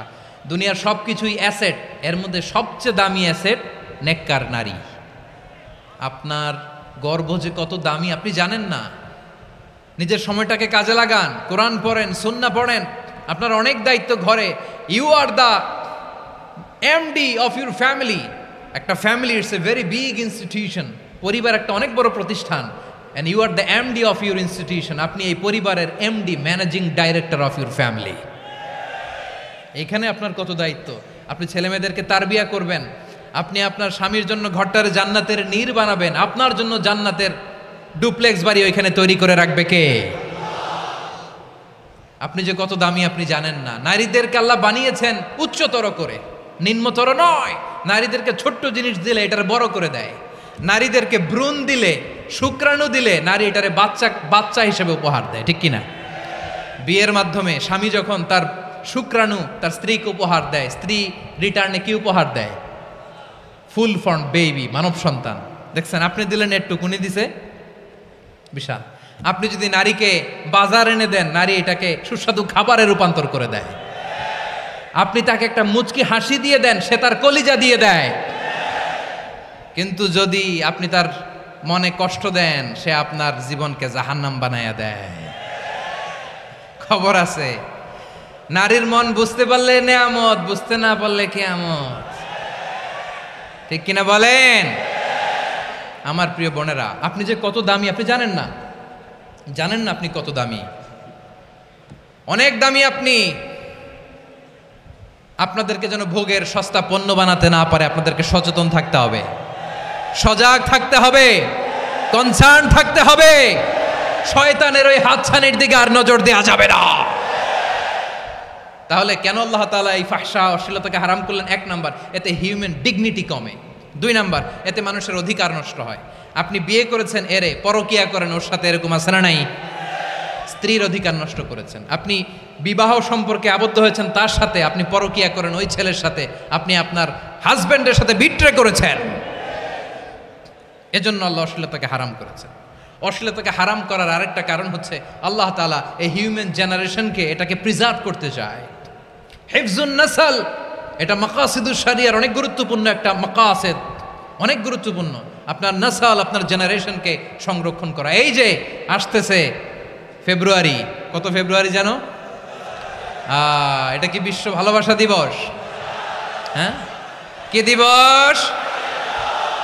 এই বিশ্ব ভালোবাসা দিবসের সাথে মুসলমানদের কোনো সম্পর্ক নাই। আমার প্রিয় ভাইরা, এই যে আপনি অবৈধ সম্পর্কে জড়ালেন, কেন আল্লাহ অশ্লীলতাকে হারাম করেছে দেখেন। বলতেছিলাম যে এটা আপনার নাসাল, আপনার জেনারেশন, আপনার লিনিয়েজ, আপনার বংশকে প্রিজার্ভ করা। কে কার বাবা, কে কার মা, বাবা মা জানা, প্রজন্মকে প্রিজার্ভ করা, এটা ইসলাম ওয়াজিব করে দিয়েছে। এই যে অবৈধ সম্পর্কের কারণে, বিশ্ব বেহায়া দিবসের কারণে, এগুলোর আউটকাম, আউটপুট হিসেবে মাঝে মাঝে এই ঢাকা মেডিকেলের ডাস্টবিনে নবজাতকের বাচ্চার কান্নার আওয়াজ শুনতে পাওয়া যায়। চট্টগ্রাম মেডিকেলের ডাস্টবিনে নবজাতকের কান্না শুনতে পাওয়া যায়। বীর চট্টলার মুসলমানেরা বুঝতে পারলে আওয়াজ করে বলেন। এই যে চট্টগ্রাম মেডিকেলে যে নবজাতকটা পাওয়া গেল, ওর বাবাকে আমাকে বলেন, ওর বাবাকে, ওর মাকে, ও কোন ফ্যামিলির সন্তান কেউ জানে? আপনি হিউম্যান ডিগনিটিকে অপমান করেছেন না? আপনি তার ভবিষ্যৎকে অন্ধকার করেছেন না? আপনি তার লিনিয়েজকে প্রশ্নবিদ্ধ করে দিয়েছেন না? এই জন্য আল্লাহ তাআলা অশ্লীলতাকে আমাদের জন্য হারাম করে দিয়েছেন। পড়েন সুবহানাল্লাহ। এই জন্য রাব্বুল আলামিন বলেন, কুল ইন্নামা হাররামা রাব্বিয়াল ফাওয়াহিশা মা যাহারা মিনহা ওয়া মা বাতান। প্রকাশ্য অপ্রকাশ্য সব অশ্লীলতাকে হারাম ঘোষণা করে দিয়েছে কে? আবার দুনিয়ার বুকে যারা অশ্লীলতার প্রসার করে তাদের জন্য শাস্তি মজুদ রেখেছে কে? রাব্বুল আলামিন বলেন, ইন্নাল্লাযীনা ইউহিব্বুনা আন তাশিআল ফাহিশাতু ফিল্লাযীনা আমানু লাহুম আযাবুন আলীমুন ফিদ দুনিয়া ওয়াল আখিরাতি ওয়াল্লাহু ইয়ালামু ওয়া আনতুম লা তা'লামুন। নিশ্চয়ই যারা বিশ্বাসীদের মাঝে অশ্লীলতার প্রচার প্রসার করতে চায় তাদের জন্য আমি মর্মন্তুদ শাস্তি প্রস্তুত করে রেখেছি, দুনিয়াতেও রেখেছি, আখিরাতেও রেখেছি। ঘোষণাটা কার? যারাই নাটকের নামে, সিনেমার নামে, রূপালী জগতের নামে, মুভির নামে, ওটিটি প্ল্যাটফর্মের নামে আমার সমাজে অশ্লীলতা ছড়াতে চায় তাদের জন্য কঠিন মর্মন্তুদ শাস্তি মজুদ রেখে দিয়েছে কে? ও আমার বোনেরা, এখনো আপনি জাগবেন না? এখনো আপনার চিন্তার দুয়ারে এখনো নাড়া পড়ে নাই? ওরা আপনাকে উলঙ্গ বানাতে চায়, ওরা আপনাকে আইটেম গার্ল বানাতে চায়। এজন্য ইসলাম অশ্লীলতাকে হারাম করেছে। হারাম। ইসলাম বলেছে যোজন যোজন দূরে থাকো, ওরা বলে না কাছে আসো, কাছে আসার গল্প, ক্লোজ আপ ওয়ান, কাছে আসার গল্প আছে না নাই? চট্টগ্রামে তো এগুলো নাই মাশাআল্লাহ। হ্যাঁ, এখানেও আছে ক্লোজ আপ ওয়ান, কাছে আসার গল্প। আল্লাহ বলেন ওয়ালা তাকরাবুজ জিনা, কাছেও এসো না, জিনা থেকে যোজন যোজন কিলো দূরে থাকো, ওরা বলে কাছে আসার গল্প। আমার বীর চট্টলার ভাইয়েরা, কাছে আসতে হলে আমরা কোরআনের কাছে আসব, কাছে আসতে হলে নবীর কাছে আসব, কাছে আসার গল্প হবে আমার রবের কাছে আসার গল্প। চিল্লায় বলো ঠিক কিনা?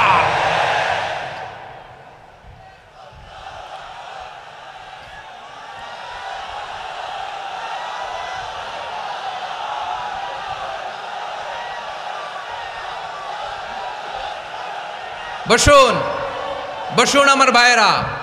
তাহলে অশ্লীলতার সাথে আমাদের কোনো সম্পর্ক? সবাই বলতে পারেননি, আওয়াজ করে বলুন, অশ্লীলতার সাথে আমাদের কোনো সম্পর্ক? আমরা এই সমস্ত ক্লোজ আপ ওয়ান, কাছে আসার গল্পের প্রোগ্রামে যাব? আমরা কোন ধরনের অশ্লীল কন্টেন্ট সোশ্যাল মিডিয়ায়, টিভিতে দেখব? দেখতে নারী, সুস্থ নারী, আসলেই সে দিব্যি একজন নারী, বলে আমি মনে মনে পুরুষ। সবচেয়ে ভয়ঙ্কর অশ্লীলতার সবচাইতে লেটেস্ট ভার্সন হচ্ছে এই ট্রান্সজেন্ডারিজম। সুস্থ পুরুষ তার বায়োলজিক্যাল গ্রোথকে হরমোন দিয়ে স্টপ করে দিয়ে সে সার্জারি করে নারী হতে চায়, সুস্থ নারী পুরুষ হতে চায়। পুরুষের প্রতি সেক্সুয়ালি আকর্ষণ বোধ করে, এটা লূত আলাইহিস সালামের কওমের মধ্যে ছিল। এটাকেও আল্লাহ কোরআনে ফাহিশা বলেছেন। ওয়ালুতান ইয ক্বালা লিকওমিহি আতাতুনাল ফাহিশাতা মা সাবাকাকুম বিহা মিন আহাদিম মিনাল আলামিন। লূত আলাইহিস সালাম বললেন, তোমরা কি এমন এক অশ্লীল কার্যক্রমে ডুব দিলে নাকি যেটা গোটা বিশ্বের কেউ কখনো করে নাই, তোমরাই প্রথম করেছো। পড়েন নাউযুবিল্লাহ। এই পশ্চিমের এই রোগ আমার দেশে যেন আসতে না পারে, আমাদের সজাগ থাকতে হবে। প্রিয় ভাইরা, চিল্লায় বলেন ঠিক কিনা? পশ্চিমের অবস্থা ভয়ঙ্কর। পাশ্চাত্যে আমি যুক্তরাষ্ট্রে ছিলাম অনেকদিন, কয়েক মাস, বিভিন্ন স্টেটে ঘুরেছি। গার্ডিয়ানরা উদ্বিগ্ন, ছেলে মেয়েদেরকে, ছোট্ট ছেলে মেয়ে, ওদেরকে জিজ্ঞেস করে, তুমি how do you feel right now inside yourself, তুমি ভিতরে ভিতরে কেমন ফিল করো, তোমার কি ছেলে ছেলে লাগে না মেয়ে মেয়ে লাগে? আচ্ছা বলেন, এই ছোট্ট বাচ্চাটা ওকে এগুলো জেন্ডার অ্যাসাইনমেন্ট বলতে এগুলো কিছু বুঝে? এইভাবে মিসগাইড করা হচ্ছে। কৌতূহল বশত ছোট্ট ছেলে যদি বলে আমার তো মেয়ে মেয়ে লাগে, তখন বলে যে না তুমি মেয়ে, ছেলে না। মা বাবা বাধা দিলে ওকে আলাদা গভর্নমেন্ট হাউসে নিয়ে যায়। ভয়ঙ্করতম অবস্থা। আমরা একটা সময়ে শুনতাম যে হুজুর আমার ছেলেটা খুব ভালো, হাফেজে কোরআন, আল্লাহওয়ালা। হুজুর আমার ছেলে দাড়ি রাখছে, আল্লাহওয়ালা। হুজুর আমার ছেলে 5 ওয়াক্ত সালাত জামাতের সাথে পড়ে, তার মানে আল্লাহওয়ালা। পশ্চিমে যে আমি কি শুনছি জানেন? ওরা বলে হুজুর আমার ছেলেটা ইউনিভার্সিটির একটা মেয়ের সাথে প্রেম করে, ও খুব আল্লাহওয়ালা, হুজুর দোয়া করবেন। এর কারণ ওদের কাছে আল্লাহওয়ালার ক্রাইটেরিয়া হচ্ছে হুজুর আমার ছেলেটা আরেক ছেলের পছন্দ করে নাই, আমার মেয়েটা আরেক মেয়েকে ভালোবাসে নাই, এজন্য আমার ছেলেটা আল্লাহওয়ালা, হুজুর ওর জন্য একটু দোয়া করে দিয়েন। কি চ্যালেঞ্জ ওরা ফেস করতেছে। ওনার ছেলে যে আরেক ছেলেরে বিয়ে করবে না, এটাতেই উনি খুশি যে আলহামদুলিল্লাহ আমার ছেলেটা একটা মেয়েরে ভালোবাসে, আমার মেয়েটা একটা ছেলেরে ভালোবাসে, মানে এটা খুব আল্লাহওয়ালা। নাউজুবিল্লাহ পড়তে পারলেন না? এজন্য অশ্লীলতার সাথে আমাদের কোনো সম্পর্ক। রব্বুল আলামিন বলেন ওয়ায়ানহা আনিল ফাহশাই ওয়াল মুনকারি ওয়াল বাগি, 3টা জিনিসকে আমি নিষিদ্ধ করলাম। 1 নাম্বার হলো ফাহশা, অশ্লীলতা। 2 নম্বরে হলো মুনকারের সমস্ত মন্দ কাজ। আপনাদের মনোযোগ আছে না? শেষ করে দিব? আর 2-1 মিনিট শুনবেন? আচ্ছা বলি তাহলে, আর 2-1 মিনিট। তাহলে নিষেধাজ্ঞা জারি করেছেন 3টা জিনিসের উপর। 1 নাম্বার কি? ফাহশা, অশ্লীলতা। 2 নাম্বার মুনকার। মুনকার মানে হচ্ছে যত মন্দ কাজ, খারাপ কাজ, বাজে কাজ, এটার বলে মুনকার। এটার কি বলে? আপনারা পড়ছেন না তা'মুরুনা বিল মা'রুফি ওয়া তানহাউনা আনিল মুনকার। ভালো কাজের আদেশ, সৎ কাজের আদেশ, অসৎ কাজের নিষেধ। মুনকার, মুনকার হচ্ছে মানুষের স্বাভাবিক বিবেকবোধ যেটাকে খারাপ বলে, ওইটাই মুনকার। পৃথিবীর সব আসমানি গ্রন্থ যেটাকে খারাপ বলেছে, মানুষের স্বাভাবিক বিবেকবোধ যেটাকে খারাপ বলেছে, এগুলো সব মুনকার। যেমন ইফটিজিং, এটা কি ভালো না খারাপ? মজুদদারি, খাদ্যে ভেজাল দেওয়া, ওজনে কম দেওয়া, মাছে ফরমালিন মিশানো, চাঁদাবাজি, টেন্ডারবাজি, দখলবাজি, এগুলো আমাদের স্বাভাবিক বিবেকেই বলে এগুলো খারাপ, এগুলো হচ্ছে মুনকার। আল্লাহ তাআলা এই মুনকার থেকে আমাদেরকে বেঁচে থাকতে বলেন, আর শয়তান এই মুনকারের প্রতি আমাদেরকে উদ্বুদ্ধ করে। আল্লাহ তাআলা বললেন ইয়া আইয়ুহাল্লাযীনা আমানু লা তাত্তাবিউ খুতুওয়াতিশ শাইতান ফাইন ওয়া মান ইয়াত্তাবি' খুতুওয়াতিশ শাইতানি ফাইন্নাহু ইয়া'মুরু বিল ফাহশাই ওয়াল মুনকার। আল্লাহ বললেন ও আমার গোলামেরা শোনো শোনো, ও আমার বিশ্বাসী বান্দারা খবরদার, তোমরা কশিনকালেও শয়তানের পদাঙ্ক অনুসরণ করবে না, কারণ শয়তান তোমাদেরকে অশ্লীলতা এবং মন্দ কাজের দিকে উদ্বুদ্ধ করে। আমাদের কাজ হচ্ছে শয়তান আমাদেরকে যেদিকে নিতে চায় আমরা তার উল্টা দিকে যাব, ঠিক কিনা বলেন? শয়তান এই মন্দ কাজকে আমাদের কাছে বিউটিফাই করে, চাকচিক্যময় করে আমাদের সামনে উপস্থাপন করে।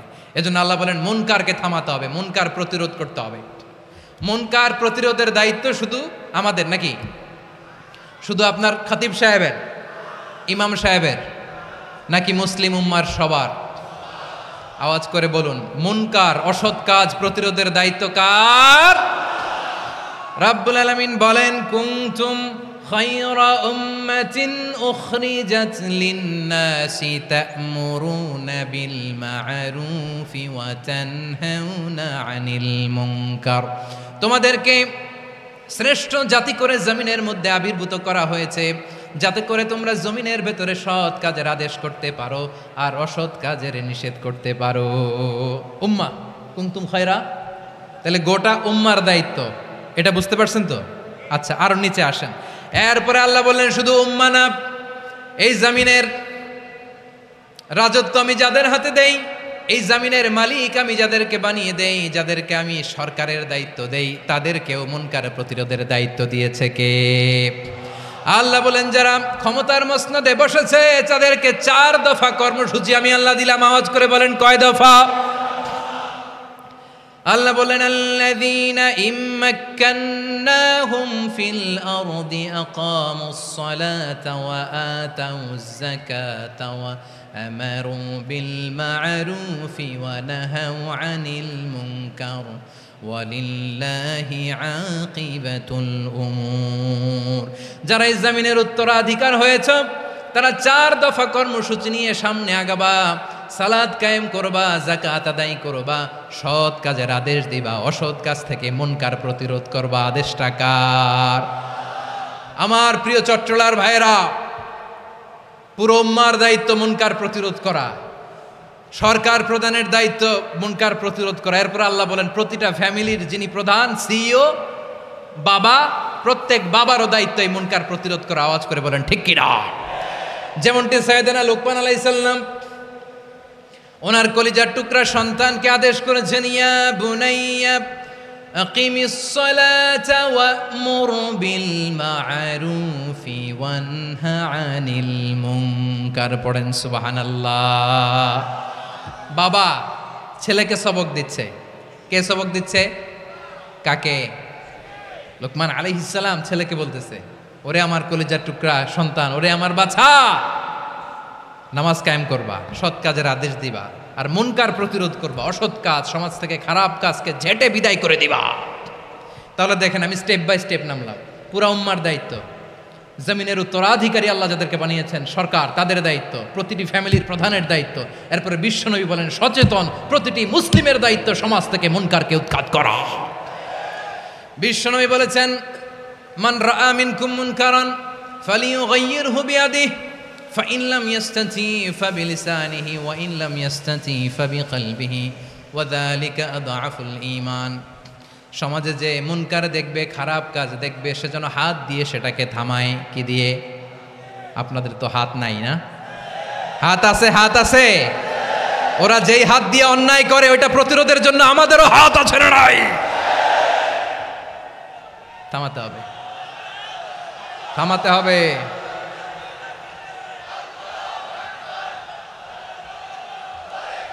বসুন আমার প্রিয় ভাইয়েরা, ওরা ওদের যেই হাত দিয়ে টেন্ডারবাজি করে, চাঁদাবাজি করে, ইফটিজিং করে, দখলবাজি করে, যেই হাত দিয়ে, ওই মুনকার থামায় দেওয়ার জন্য আল্লাহর দেয়া আমাদেরও 2টি হাত আছে না নাই? আমাদেরও হাত আছে। থামাইতে হবে, থামাইতে হবে, হিম্মত করতে হবে। আমার প্রিয় ভাইয়েরা, না থামালে আমরাই ডুববো শেষমেশ। আমাদের বাঁচার জন্য হইলেও থামাইতে হবে। রব্বুল আলামিন বলেন ওয়াত্তাকু ফিতনাতাল লা তুসিবান্নাল্লাযীনা যালামু মিনকুম খাসসা। ও আমার গোলামেরা, ওই আযাবকে ভয় করো যে আযাব যখন আমি জমিনের বুকে পাঠাই শুধু জালেমদেরকেই মারি না, আলেমদেরকেও মারি।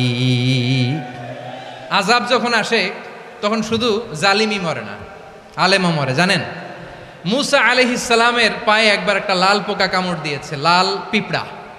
লাল পিঁপড়া কামড় দিলে খুব আরাম লাগে না? কি লাগে? হ্যাঁ, জলে না? লাল একটা পিঁপড়া কামড় দিছে, তো উনি রেগে মেগে পাশি দেখে লাল পিঁপড়ার বাসা, পা দিয়ে ডলে মুছে সবগুলো পিঁপড়া মেরে ফেলছে। এই ঘটনাটা আল্লাহ ঘটিয়েছেন এজন্য মুসা আলাইহিস সালাম ছিলেন কালিমুল্লাহ, সরাসরি আল্লাহর সাথে কথা বলতেন। তিনি আল্লাহকে জিজ্ঞেস করেছিলেন, আল্লাহ তুমি যখন কোনো জনপদে আযাব পাঠাও শাস্তি দাও। ওখানকার শুধু জালেমরাই তো মরে না, ভালো মানুষগুলাও মরে। তো আযাব দিবা, মুশরিকদের উপর দিবা, অবাধ্যদের উপর দিবা, ভালো মানুষগুলারে মারো কেন? আল্লাহ বললেন, মুসা তোমার যে কামড় দিছিল পায়ের মধ্যে পিঁপড়া, কয়টা পিঁপড়া? জোরে বলেন। একটা পিঁপড়া, তো সবগুলারে মারলা কেন? রেগে মেগে পুরো পিঁপড়ার বাসা ভেঙে ম্যাসাকার করলা কেন? এই মুসা, আমি যখন অ্যাকশনে যাই, আমি যখন শাস্তি দেই, তখন এত বাস বিচার করা হয় না, বাস বিচার করা যায় না। যখন অ্যাকশনে যাওয়া হয়, ওইটা ডাইরেক্ট অ্যাকশন হয়ে যায়। চিল্লায় বলো ঠিক কি না? এজন্য আমাদের বাঁচার জন্য হলে ওই পাপ থামাতে হবে, এই শয়তানের অট্টহাসি থামাতে হবে, অন্যায় অপরাধ সমাজ থেকে আমাদের থামাতে হবে। কারণ আযাব আসলে ওরাও মরবে, আমরাও মরব। একটা জাহাজ 2 তলা, আপনি আছেন 2য় তলায়। শুনতেছেন? শুনতেছেন? জাহাজ কয় তলা?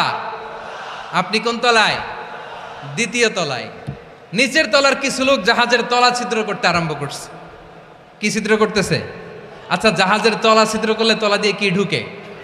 এখন আপনি যদি বলেন আমার কি, আমি তো 2 তলায়, আমার কি, আমি তো সেফ, আমি ইন দ্য সেফ জোন, আমি তো ভালো আছি, আমি তো ভালো আছি, ওরা ছিদ্র করে ওরা মরবে। আসলে কি শুধু ওরা মরবে, নাকি তলা ফুটো হলে ভিতরে পানি ঢুকলে আপনারও সলিল সমাধি হবে? তলা দিয়ে যখন পানি ঢুকবে, জাহাজ ডুবলে আপনিও মরবেন। এজন্য নিজে মরার আগে ওই পাগলগুলোর নিচতলায় যে থামাতে হবে। চিল্লায় বলেন ঠিক কি না? এজন্য আল্লাহ বললেন, মুনকার প্রতিরোধের দায়িত্ব সমাজের টপ টু বটম সবার। পুরো আম্মার দায়িত্ব, সরকার প্রধানের দায়িত্ব, প্রতিটি ফ্যামিলির প্রধান বাবার দায়িত্ব। বিশ্বনবী বললেন প্রতিটি সচেতন মুসলিমের দায়িত্ব। এজন্য মুনকার প্রতিরোধ করার দরকার আছে না নাই? সমাজে এই যে ইফটিজিং হয়, আপনার বোনের বয়সী একটা মেয়েকে কিছু বখাটে টিটকারি করে, এই বলে সেই বলে, নোংরা কথা বলে, রাস্তায় দেখেও আপনি পাশ দিয়ে না দেখার মতো চলে যান কেন? আপনি দাঁড়ান না কেন? আপনি দাঁড়ালেই তো থেমে যাবে। কারণ সত্যের যে শক্তি, তার সামনে মিথ্যা মুখ থুবড়ে পড়ে। আপনার সামনে ও কিছুই না, নাথিং। আপনি দাঁড়ান, ওকে প্রশ্ন করেন যে আমার বোনকে তুমি ডিস্টার্ব করো কেন? আপনাকে দেখে আরো 5 জন দাঁড়াবে, 5 জনকে দেখে আরো 10 জন দাঁড়াবে। আমাদের নীরবতা আর আমাদের নিশ্চুপ থাকাই জালিমদেরকে আরো শক্তিশালী জালিম বানিয়েছে। এজন্য মুনকার প্রতিরোধের দায়িত্ব আমাদের সবার। টেন্ডারবাজি, চাঁদাবাজি, দুর্নীতি, অপরাধ, দখলদারিত্ব, মজুদদারি, এগুলো সব কিছু একসাথে প্রতিরোধ করতে হবে। ঠিক কিনা বলেন?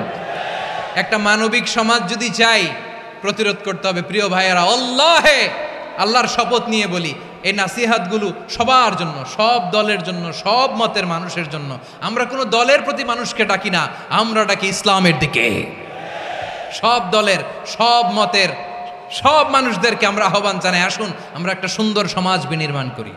এই যে নতুন বাংলাদেশের এক সুযোগ এসেছে, আর জীবনে হয়তো আসবে না, সামনের 100 বছর এই সময় আসবে না। আসুন দেশটাকে আমরা সাজাই, আসুন আমরা দুর্নীতি বন্ধ করি, আসুন আমরা চাঁদাবাজি বন্ধ করি, আসুন আমরা দখলদারিত্ব বন্ধ করি, আসুন আমরা এক দল আরেক দলকে নিশ্চিহ্ন করার যে রাজনীতি, এটা বন্ধ করি। সব দলের প্রতি আমার আহ্বান। আমি কিছুদিন আগে একটা নিউজ দেখলাম, ওই যে লন্ডনে বসে জনাব তারেক রহমান সাহেবকে আমি ধন্যবাদ দিতে চাই। উনি সংবাদ শোনা মাত্রই ওনার দলের অনেক চাঁদাবাজকে উনি বহিষ্কার করেছে। I do appreciate.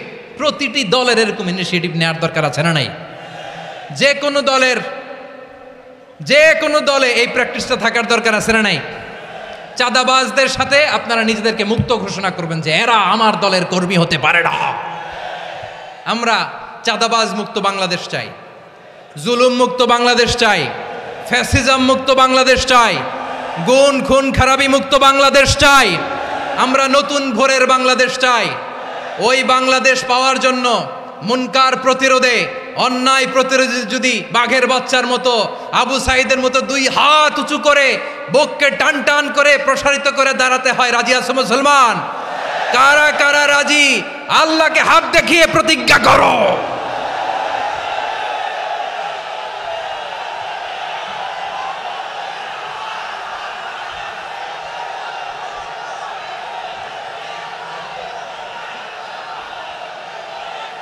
আমার প্রিয় ভাইয়েরা, বসুন বসুন আমার ভাইয়েরা। রাব্বুল আলামিন বলেন ওয়ায়ানহা আনিল ফাহশাই ওয়াল মুনকারি ওয়াল বাগি ইয়াইদুকুম লাআল্লাকুম তাযাক্কারুন। বসুন। আল্লাহ বললেন আমি অশ্লীলতাকে নিষেধ করি, আমি সব ধরনের মন্দ কাজকে নিষিদ্ধ করি, সব শেষে আমি সীমা লঙ্ঘনকে তোমাদের জন্য নিষিদ্ধ করি।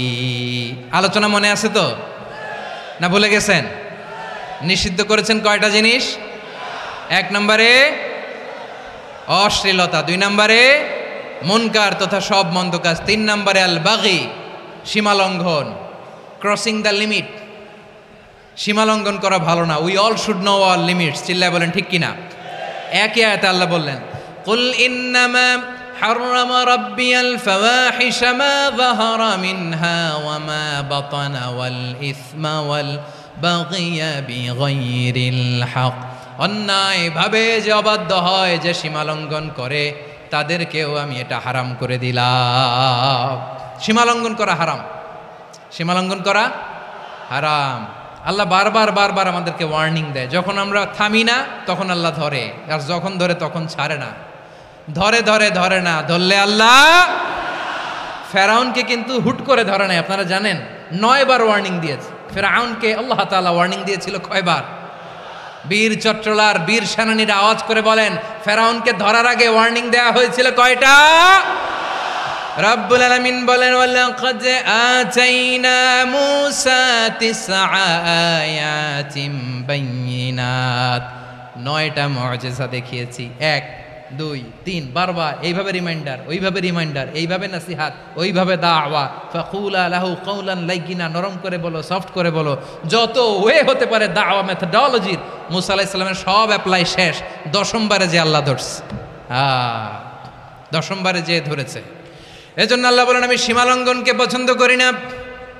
কোরআনের অন্য আয়াতে বাগীকে বলা হয়েছে আল ইতিদা, সীমালঙ্ঘন যারা করে তাদেরকে আল্লাহ বলেছেন মুতাদিন। وقاتلوا في سبيل الله الذين يقاتلونكم ولا تعتدوا إن الله لا يحب المعتدين। আমি সীমা লঙ্ঘনকারীদেরকে কোশ্চিন কালেও পছন্দ করি না।